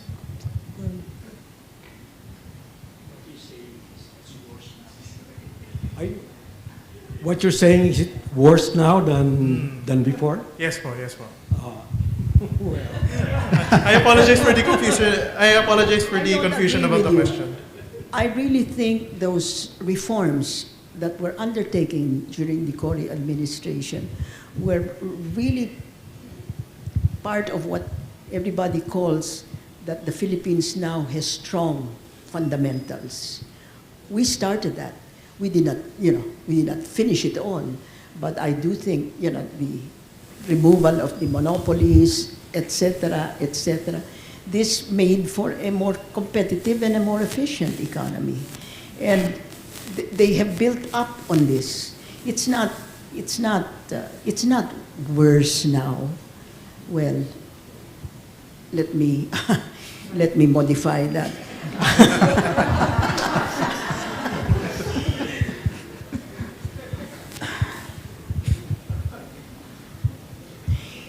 We may be going back, we may be taking giant steps backward, but I don't think as of now it is worse. Okay? But backwards very fast. One follow-up question lang po, para po sa inyo lahat. Is the Maharlika Welfare Fund give a solution to the economic issue? Even though na yung background ng law is somehow shady or malicious? Why don't you answer that? Yes, that is a hot topic today, the Maharlika Fund. And I think to an extent there is, overall, perhaps it's not well understood at this point in time. It has not been well articulated, in terms of some of the points that you want to see. But offhand, from an investment vehicle standpoint, the concept of a sovereign wealth fund has very strong, compelling reasons behind it. And let me do it from my perspective. One, a well-articulated sovereign wealth fund, particularly for the Philippine economy, the first of its kind, articulates in very operational terms, concrete terms, the aspirations, the longer-term intergenerational goal of looking forward not only with respect to the present generation, but in the coming generations. And that is very true, particularly because many of the resources of the country are exhaustible. So it's not meant only for today, but again for tomorrow. So that is one compelling reason, if it is well, articulated and to be followed. Secondly, from a private investment standpoint, you have so many advantages when you have a sovereign wealth fund. Number one, you got a very high leverage position. Many foreign investors, particularly with respect to large infrastructure, would want to partner definitely with the public sector that is perceived to have a faster way of conducting business. So that is one of the advantages. Secondly, as I've said, if you are a very large fund, a lot of the research, a lot of the priority in terms of good deals will be offered first to the biggest, funders. That is the rule in banking. You don't go to the small time. All the best deals, you first offer it to the big time investors, the funders. So that is two. Now the question, of course, whether this will be followed, of course, is yet to be seen, because we cannot speculate at this point in time. There are, of course, some questions with respect to the use of funds, the risk dynamics of it, and so forth and so on.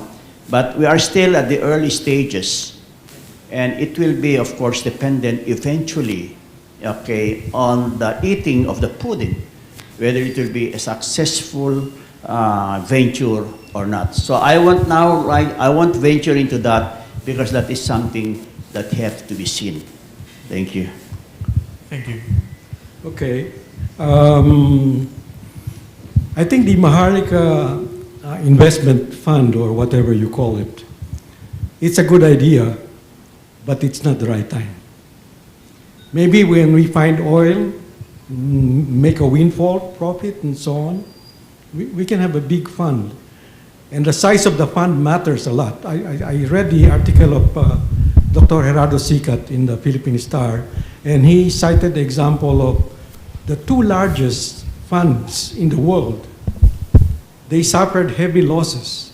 You expect to win some, lose some, but these guys, very large funds, very experienced fund managers, they suffered heavy losses. But they survived because of their size. It's just like a big ship sailing on rough seas. If you're big, you don't feel the waves too much. But if you're small, you can collapse and drown. So I think it's not the right time. And I would like to associate myself with the points raised by the UP School of Economics economists. Okay. You want to add anything more? Okay, Canada. Timuna, Vic, you're in favor of this fund? No, I mean, I didn't know what you meant. No, let me answer. Yes or no? I've already said my perspective. From an investment banking standpoint, it has a lot of advantages. I guess in terms of size, in terms of everything. But how it will be eventually carved out, how the funds will be used, that is something else. Okay? So I think that there is so much reservations along that line that it will put into ventures some capital, particularly the pension fund, in other words, that would put it at risk. So that's one question. And of course, a deeper analysis of it would be needed. So at this point in time, as I've said, it's very difficult. It's just that we have to see it unfold. But maybe the timing and so forth and so on is important. But again, the question is, when is the right time? And that is something that, you got so many answers to that. So I cannot answer you with a straight yes or no. It is always like an economist. It depends on the initial set of conditions. So I'm just working on that basis. Thank you. Given the success of government-owned and controlled corporations, are you willing to take that chance? I think at this point in time, again, it is one of organization. So we got to explore that. What is the role of its government institution that are involved in developmental projects?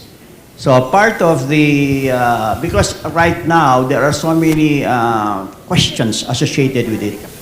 And it's very, again, and there are no answers that have been given. Like for instance, the National Investment Company is involved in infrastructure projects. So what will be its role relative to this Maharlika Fund? That have to be traced out. How will it be funded? Really, again, there are so many things that have raised some questions. Like it has been raised, what will you do with the central bank dividends that are actually mandated to build up their capital? So I guess that those of these are something that the public sector, particularly those, could continue writing Okay. on. Thank you. I'd like to bring in some questions from the Zoom audience also. Yes, by all. Okay. Here's a question from Gladys Senisa, who's an alumni of UP School of Economics. A question to all of you. Do you see any indications in today's government policy and structure that might lead us to anywhere closer, God forbid, to the crisis of the 1980s? Anything that we should watch out for?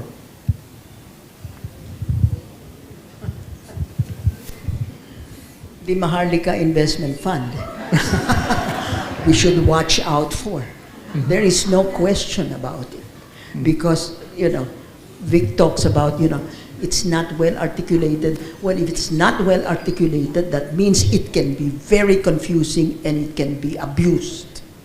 So if it's not well articulated, we should send it back to Congress and say, articulate yourself better. The question, the point is that the School of Economics faculty members, the MAP, lahat, except Vic, say categorically, no, we don't like it. It's not good enough. Well, he said it actually in the beginning, but Vic is very diplomatic now. It's not well articulated. Okay, I'll accept that. Now, let me clear my position. To me, I say that as a concept, a sovereign wealth fund is a very nice, very good concept because you can leverage it in terms of size, and two, it carries with it, from the standpoint of foreign investors, a partnership de facto with the government. So when you are in partnership with the government, you know that things could work out faster, and you can actually contribute to that. So that is the concept. In me, I am all in favor of the concept, as a private banker. Now, how this concept translate into the realities of it, that is a different question. Okay? That is a different question. Because at the end of the day, the bottom line is the performance of the fund. And it takes a lot of other aspects to determine that. It's not only concept, but it boils down at the end of the day of the people managing it. Expertise, seasoning, track record, and most of all, integrity. You could be the best in what you do. If you don't have, integrity, then everything goes down the drain. As we always say, you would be the most intelligent person, the best to make money, but if your integrity is questionable, you'll be making money for yourself and not for the institution. So all of these are elements that must have to be considered. So I cannot therefore say, at this point in time, I say it's a very good concept. How it will turn out, of course, is something else. Thank you. You want? Oh, no. No, I just, in answer to that girl, that we seem to be going back because this Maharlika Investment Fund, by the way, it's not a sovereign wealth fund. A sovereign wealth fund, by definition, is based on surpluses from oil exports, etc., oil exports or mineral resources, something that you use, you use to ensure that the future generations get it. But we're not operating from surplus. We're operating, for example, from the Banco Central. Good God, did you see that thing in the yellow paper that I pointed out to you earlier? That the central bank should not go into development financing. that's true then, that's true now. And if it goes into development financing, who knows what can happen to it. Its ability to defend its reserves, to do its other jobs are going to be put in question. So I don't like this fund. I don't like this fund at all. Okay. We're running out of time. Can I just, yes. just for everyone's information, actually, UPSEA, the Alumni Association will have a forum on the MIFs, on the Maharlika Investment Fund. So maybe we can reserve the rest for that. Yes. Actually, my question relates to the reforms. Again, back to the structural reforms. If I remember right, in the monetary policy, it was very clear that what was recommended was that the central bank reassert its independence. Okay, it's not, even more importantly than not do development finance. Because during the Marcos time, it became an instrument of fiscal policy rather than monetary policy. I'm wondering, and I think that held for a while, but I'm wondering about in the recent maybe 2 administrations, where we see now the BSP governor being called a part of the economic team.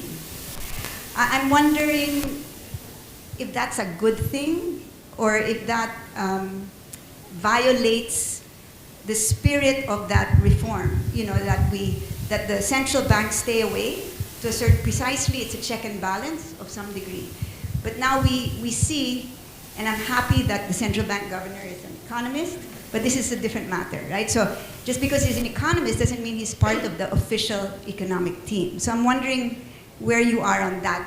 You know, maybe Dr. Pante, my mom, etc. Whether or not that is kind of, you know, a risky position to be in, and whether we should just separate it very clearly. You know, I've never thought about that because I've always, you know, I'm so used to the economic team being composed of the Department of Finance Secretary, the Budget Secretary, the NEDA Secretary, and the Central Bank Governor. I've never said, what does the Central Bank Governor being part of this so-called economic team do? Philo, do you have any thoughts? I also have not thought about that. Cultural. You know, I was in government with NEDA for a long time. And during that time, that has always been the case. You know, central bank governor was always part of the economic team, although the finance secretary was always the top honcho. He calls the shots. So, but I think ideally you're right. I mean,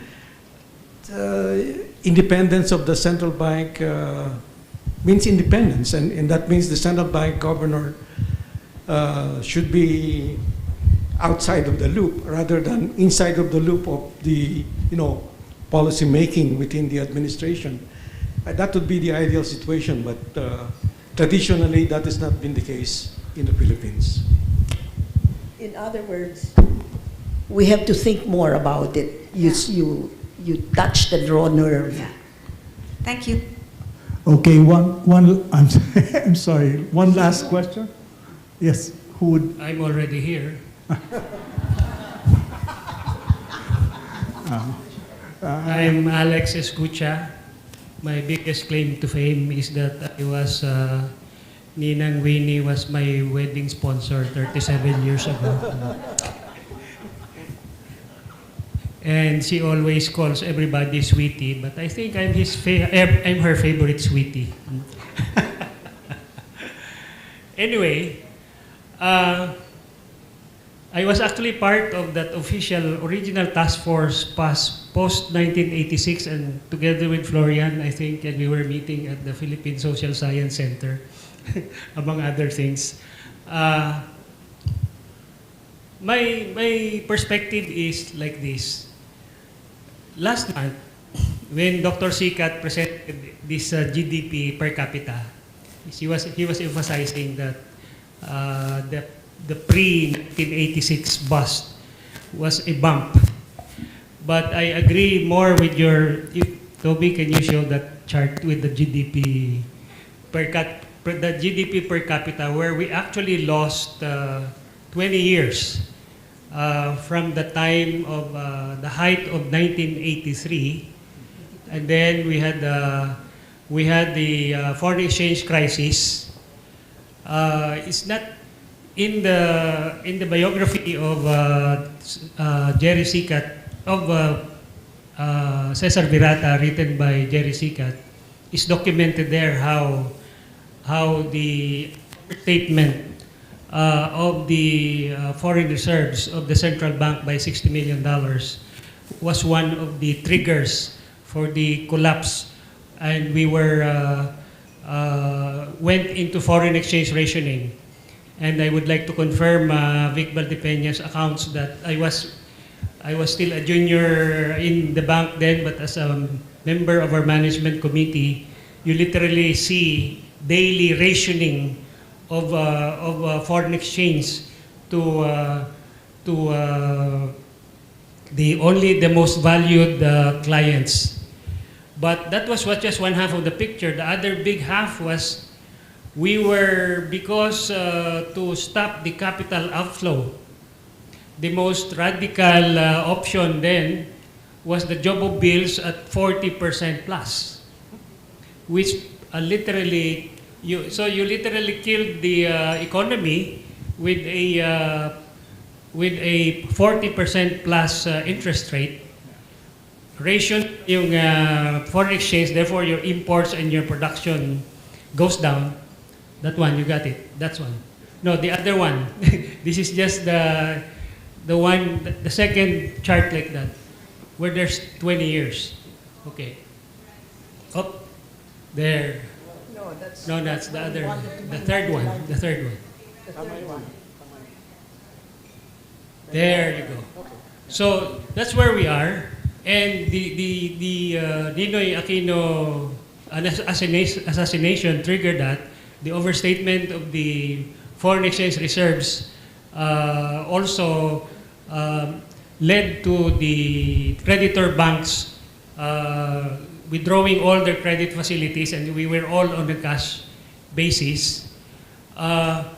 The other two key things that I remember from that point was, I don't know, Ninang, if you agree with me, if you could set on the Bataan nuclear power plant, that decision could have been separated from repudiating the debt specific to that plant versus operating it going forward.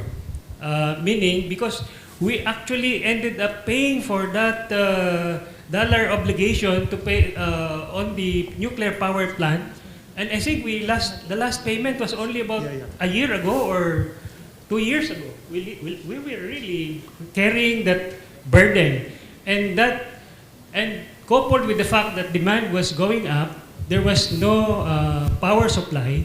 That led to the series of brownouts that only the IPPs under the FDR period have resolved. So it took us at least almost 10 years to get back on our feet just on that point. So to recap and make it a question, why didn't they make it a good cap, you the bad cap, on the negotiation with the creditors? Because that might have worked, and there are foreign, I think Vic can attest to this, that there are indeed bankers who were willing to take 100% haircut on certain deals if we exercise the political will to do that. Well, Vic actually talked about the fact that they had written down the value of their loans already by up to 25% and some up to 10%, but that never showed in the negotiations with the debtor countries. In the negotiations with us, we had to pay the debt service on the 100% of that debt. It was the banks. Ayan, yung si Vic Valdepeñas' chairman, Walt Wriston, was that Walt Wriston? He said, and that's why the banks were so happy to lend to countries, because it had government guarantees, and governments don't go bankrupt. So they were the ones. Okay? So when Vic talks, I always think of Walt Wriston. But with respect to with the Bataan, there's nothing wrong with repudiating that debt and operating the bank. That debt was that plant was built on three times the cost of the same identical plant in South Korea. 3 times the cost. So obviously that was a prime candidate for debt repudiation, obviously. But that does not mean that we could not operate it. We just said we'll just pay you what is free of complicity and corruption and all. But unfortunately, what happened was that Chernobyl happened at that time. But as far as NEDA was concerned, and we wanted to operate that plant because as we said to the president, as long as the technical conditions are all right, the fact is the operating cost of that plant was so small compared to operating costs of oil-fired or coal-fired plants. And the president actually agreed with me. But, everybody makes bulong-bulong to hell. Okay. May I add to that? Just on the nuclear power plant, I remember that very well because the cabinet discussed that issue in one meeting in Malacanang, and we prepared a position paper responding to the technical and safety concerns. We had energy specialists with us who helped us prepare a position paper. But as Winnie said, the timing was bad. Chernobyl has just happened, and everybody else around the table was talking about Chernobyl. And the technical aspects were never discussed. It was the safety aspects and the risk, which were perceived to be much higher because of the Chernobyl incident. By the way, I would like to thank, now is my time, I would like to thank Dean Joy Abrenica, I should have done this beginning, for this fantastic idea, because it really, it got me to think about something that happened that I wanted to forget, because it left such a bad taste in my mouth. But I had such fun looking over it and, looking at it from 37 years later. And I would like to thank Lou, Lacson, and Marie Reora, Eden Bautista, all of those, and Brian. See, Brian, my goodness, my files from NEDA were so old and so dirty, and that the librarians were cleaning it out. They really did a good job, and I was able to get my speeches, memos, etc., that were really the basis of a lot of my statements here today, because that was happening at that time. So thank you, Joy. Okay. On that nostalgic note, we have to bring this question and answer portion to a close. Okay. So there's one more hand. Please. Yes. Florian. Yes, please, sir. But we have to move fast on this. I've been read the Riot Act already twice. I would like to ask Winnie a counterfactual question. Mike, please. Okay, I would like to ask Winnie a counterfactual question. If the banks and the IMF provided that elbow room to us, for example, when we negotiated it, and we assume that there was no coup in 1989, and we achieved what we wanted to achieve in 1992, would it have sustained? In other words, would it have really struck the structural problem of the Philippines? And we have to look at it in this way. Every government from Macapagal until Marcos Jr., they always start from a dip in growth. So in other words, it's always a cycle.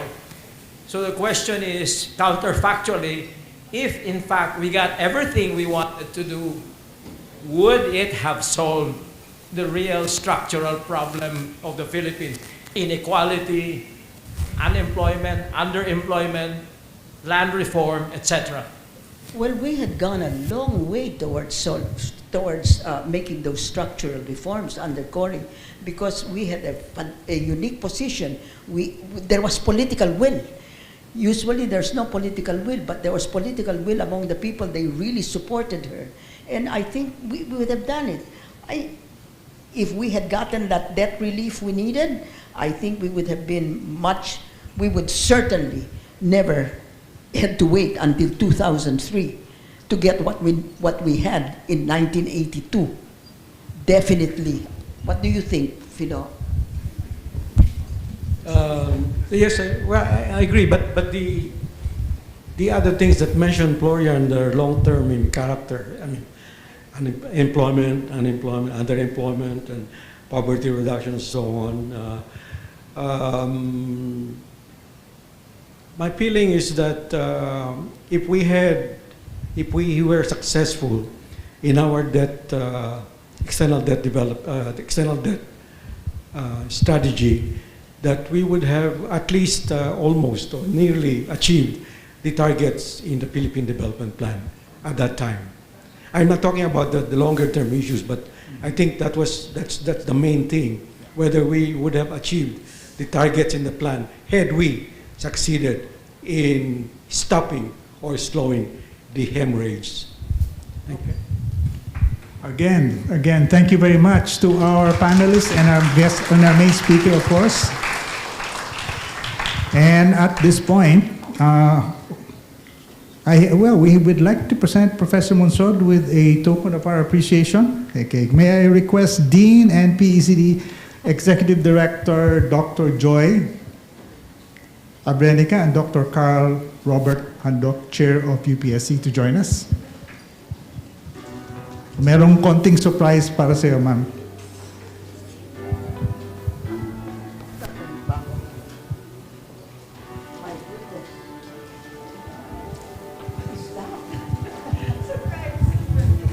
Okay.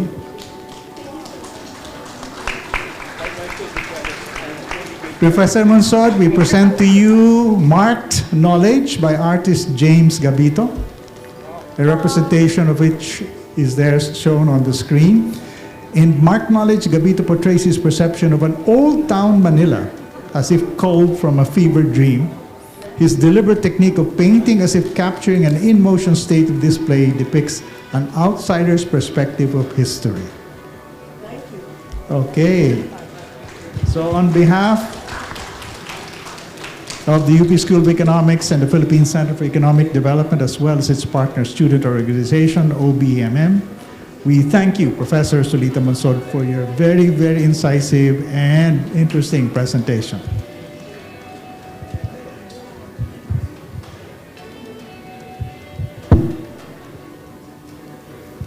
Maraming salamat po ulit. Thank you very much again to our speaker and our panelists. Some final announcements. The schedule of the rest of the 50 Years of Economic Policy Lecture Series. That's what we have here now on the screen. We will also conduct a feedback survey. So kindly please fill out the survey form and help us with your responses. With that, we'd like to thank everyone for joining us this afternoon. Maraming salamat po for joining us, and snacks are now going to be served. Thank you very much.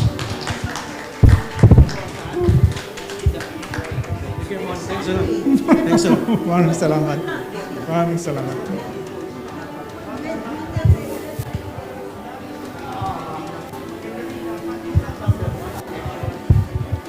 But who's going to